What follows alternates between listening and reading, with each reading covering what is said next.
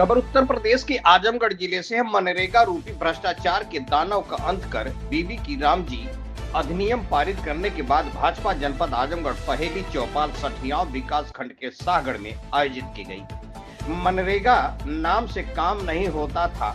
मजदूरी की गारंटी पर 11 लाख करोड़ रुपए खर्च किया गया, फिर भी गांव का विकास नहीं, श्रमिकों के जीवन में बदलाव नहीं आया। विकसित भारत 2047 की शुरुआत गांव से ही हो चुकी है। उक्त विचार डिप्टी सीएम केशव प्रसाद मौर्य के हैं। वह विकास खंड सठियाव की ग्राम पंचायत शाहगढ़ आयोजित जन चौपाल में अपने संबोधन में उन्होंने कहा कि कांग्रेस की सरकार पूर्व प्रधानमंत्री राजीव गांधी ने कहा था कि सरकार गरीबों के खाते में भेजती है तो मात्र 15 पैसा ही पहुंचता है और 85 पैसा भ्रष्टाचार की भेंट चढ़ जाता है। भ्रष्टाचार के इसी पैसे को रोक करके भाजपा की डबल इंजन की सरकार गांव की सड़कों गलियों चमकाने का काम कर रही है। अब गरीबों के खाते में पूरा पैसा जाएगा। मोदी के आने से पहले गरीब के घर में बिजली के लिए सौभाग्य योजना शुरू की गई, जिससे गरीबों के घर में उजाला होगा। भारत की 80 करोड़ जनता को प्रधानमंत्री कल्याण योजना के तहत राशन दिया जा रहा है। गरीबों के इलाज के लिए आयुष्मान कार्ड दिया गया। कांग्रेस, सपा व अन्य विरोधी दल गरीबों की योजना से परेशान होकर हाहाकार कर रहे हैं। 60 लाख प्रधानमंत्री आवास व मुख्यमंत्री आवास गरीबों को दिया गया है। तीसरी बार प्रधानमंत्री बनने के बाद 3 करोड़ परिवार को आवास देने का संकल्प लिया गया है। महिलाओं का सशक्तिकरण, ग्राम सभा को विकसित बनाने के लिए बीबी जी राम जी अधिनियम लाया गया है। पहले 100 दिन रोजगार दिया जाता था, अब 125 दिन कर दिया गया है। बीबी जी राम जी के माध्यम से गाँव ए, बी एवं सी ग्रेड में बांटा गया है। पहले बजट 90,000 करोड़ था, अब बढ़ाकर 1 लाख करोड़ 51,000 करोड़ कर दिया गया है। जब किसानों के घर खेती कार्य बाधित, इसी को ध्यान में रखकर 2 माह कार्य बंद रखा जाएगा। स्वयं सहायता समूह उत्पादन करके ग्रामीण आजीविका मिशन से 1,500 से 2,000 रुपए काम कर रही लखपति दीदी योजना के तहत 3 करोड़ महिलाओं को अमीर बनाना है। डबल इंजन की सरकार के पास खजाना की कमी नहीं है। रोजगार तलाश करने के बजाय रोजगार देने का काम करें। आजमगढ़ जनपद भाजपा एक भी विधायक नहीं है। आगामी 2027 में सभी 10 विधायक भाजपा के होंगे। आजमगढ़ में कमल खिले, इसका आह्वान ग्राम चौपाल से किया गया। जनता का पैसा जनता को मिले, इसे लूटने नहीं दिया जाएगा। गरीबी रेखा से बाहर 25 करोड़ परिवार बाहर निकले हैं। हर गरीब परिवार का बच्चा आगे बढ़े। सबका साथ सबका विकास बिना भेदभाव के किया जा रहा है। अब 6 लाख समस्या आई है। 6 लाख समस्या आई थी, जिसमें से 1,80,000 का मौके पर ही समाधान कर दिया गया है। प्रदेश के 826 विकास खंडों में शुक्रवार को 2 गांव में जन चौपाल का आयोजन करके जन समस्याओं का समाधान किया जा रहा है। 2017 से पहले प्रदेश में सपा की सरकार में गुंडागर्दी खत्म कर दिया गया है। सरकार बनाकर हमने खुद सुख नहीं भोगना है, बल्कि जनता की सेवा करना है। भारत विश्व की चौथी आर्थिक व्यवस्था बनकर आगे बढ़ रहा है। सबके साथ न्याय होगा। इस अवसर पर गोरखपुर प्रांत के अध्यक्ष शाहजानंद राय, जिला अध्यक्ष ध्रुव कुमार सिंह, पूर्व मंत्री यशवंत सिंह, पूर्व सांसद नीलम सोनकर, पूर्व मंत्री श्रीराम सोनकर, पूर्व विधायक रामदत्त यादव, ब्लॉक प्रमुख अरविंद सिंह, रमेश कन्नौजिया, उपाध्यक्ष अरविंद जायसवाल, अखिलेश मिश्रा, पूर्व गुड्डू, पूर्व जिला अध्यक्ष प्रेम प्रकाश राय, पूर्व सांसद संतोष सिंह, सुरेंद्र राय, सहकारिता अध्यक्ष लक्ष्मण प्रसाद मौर्य, इस्माइल फारूक, जिला अध्यक्ष लालगंज, विनोद राजभर, सौदागर भारती, अमित मौर्य सहित तमाम कार्यकर्तागण मौजूद रहे। खबर बेधड़क से अशोक चौहान की खास रिपोर्ट। प्रदेश का वर्तमान और प्रदेश का जो भविष्य है, विकसित भारत भारतीय जनता पार्टी की डबल इंजन सरकार बनाएगी। गरीबी को भारतीय जनता पार्टी की डबल इंजन सरकार खत्म करेगी। विश्व की तीसरी अर्थव्यवस्था भारतीय जनता पार्टी के माननीय नरेंद्र मोदी जी के नेतृत्व वाली सरकार बनाने का काम भारत को करेगी। सामरिक महाशक्ति बनेंगे। देश को नक्सलवाद, आतंकवाद, भ्रष्टाचार, तुष्टीकरण से मुक्त करेंगे। सर, अखिलेश यादव के बयान क्या कहेंगे, जो उन्होंने कहा कि जब सत्ताई अधर्म करने लगी तो उसे कलयुग कहा जाए? श्री अखिलेश यादव जी इस समय बहुत फ्रस्ट्रेशन में चल रहे हैं। बिहार चुनाव हारने के बाद उनको लग रहा था बिहार अगर आरजेडी जीतेगी तो यूपी में समाजवादी जीते, लेकिन उनको मालूम है कि आरजेडी हार चुकी है और समाजवादी हारने जा रही है। तो इसके कारण से वो बौखलाहट में है, घबराए हुए हैं, तिलमिलाए हुए हैं और वह तुष्टीकरण और जातिवाद और फर्जी पीढ़ी उनका चल नहीं पा रहा है। इसलिए 27 में समाजवादी पार्टी से कही जाने वाली। सर, शंकराचार्य जी भी क्या कहेंगे जो प्रदेश में चल रहा है? शंकराचार्य जी के चरणों में प्रणाम करते हैं, प्रार्थना करते हैं। सर, उनका आरोप है कि मतलब हमको निशाना बना करके हमको रोका गया और हमारे साथ बदसलूकी किया गया। जो जांच करके जो भी किसी भी पूज्य संत आचार्य को, शंकराचार्य जी को किसी भी संत का भी अनादर हमारे यहाँ करने का वो नहीं है।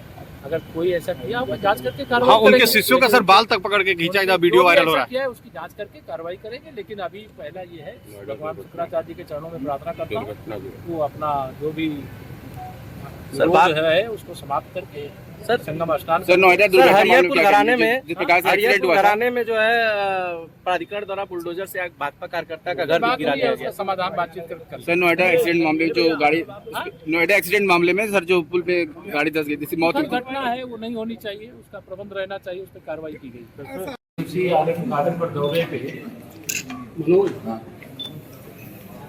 पहला कार्यक्रम अंतर्राष्ट्रीय सेमिनार था ब्रह्मर्षि सहजानंद स्वामी जी महाराज के नाम से जो ट्रस्ट बनाया गया है श्री सहजानंद जी हमारे क्षेत्रीय अध्यक्ष जी के द्वारा। बढ़िया कार्यक्रम था, सफल कार्यक्रम था, उसकी डिटेल में आपको ब्रीफिंग मिलेगी। उसके पश्चात राम चौपाल का आयोजन किया गया। राम चौपाल का आयोजन चूँकि मनरेगा की जगह अब विकसित भारत जी राम जी अधिनियम आ गया है, इसके माध्यम से गांव का सर्वांगीण विकास होगा। पीएम गति शक्ति से गांव के विकास का जो रोड मैप है वो जुड़ा रहेगा।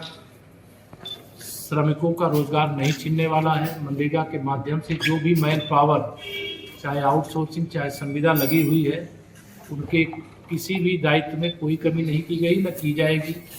जो 90,000 करोड़ का बजट होता था वो 1,51,000 का बजट होने वाला है। अर्थात जब विकसित भारत बनेगा उस समय विकसित ग्राम सभा भी बनेगी। इसी लक्ष्य को लेकर के माननीय प्रधानमंत्री श्री नरेंद्र मोदी जी के नेतृत्व में केंद्र सरकार ने मनरेगा रूपी दानों ने जो भ्रष्टाचार करके 11 लाख करोड़ खा गया था, अब वह 11 लाख करोड़ अगर खर्चा होगा तो गांव स्मार्ट सिटी की तरह स्मार्ट ग्राम सभा भी बन जाएगी, ऐसा पूरा विश्वास रखते हुए बाकी जो जनपद में विकास कार्य हैं उनको तेजी से आगे बढ़ाने के निर्देश दिए गए हैं। महिला सशक्तिकरण की दिशा में आवश्यक कदम जो भी उठाए गए हैं अच्छे उठाए गए हैं, उसके लिए तो मैं साधुवाद देता हूं, लेकिन और अच्छा प्रयास किया जाए ऐसा मैं आज की बैठक में यहाँ पे निर्देश भी दिया हूँ। कानून व्यवस्था चुस्त और दुरुस्त यह भारतीय जनता पार्टी सरकार की आदरणीय योगी जी के नेतृत्व में हमारी उपलब्धि है।